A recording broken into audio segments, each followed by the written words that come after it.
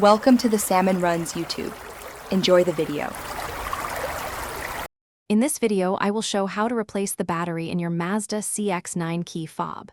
First, you will need just two items, a small flathead screwdriver and a fresh CR2025 battery. Make sure you have a clean, well-lit area to work in. This entire process is quite straightforward and should only take you a few minutes from start to finish, getting your key fob working like new again. Now, let's open up your key fob. Look closely at the side of your Mazda CX-9 key fob. You'll notice a small, narrow slot. Take your flathead screwdriver and gently insert its tip into this slot. With a careful and slight twisting motion, you can begin to pry apart the two halves of the key fob. Be gentle to avoid any damage to the casing. With the key fob open, it's time for the battery swap.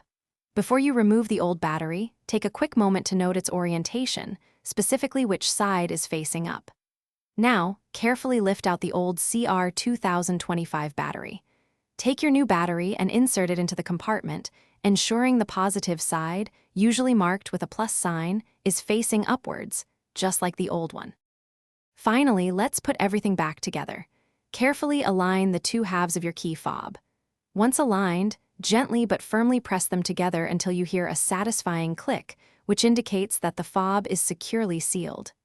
After reassembly, take a moment to test all the functions of your key fob, like locking and unlocking your vehicle, to ensure everything is working perfectly. You're all set. Thanks for watching. Consider subscribing if we helped you.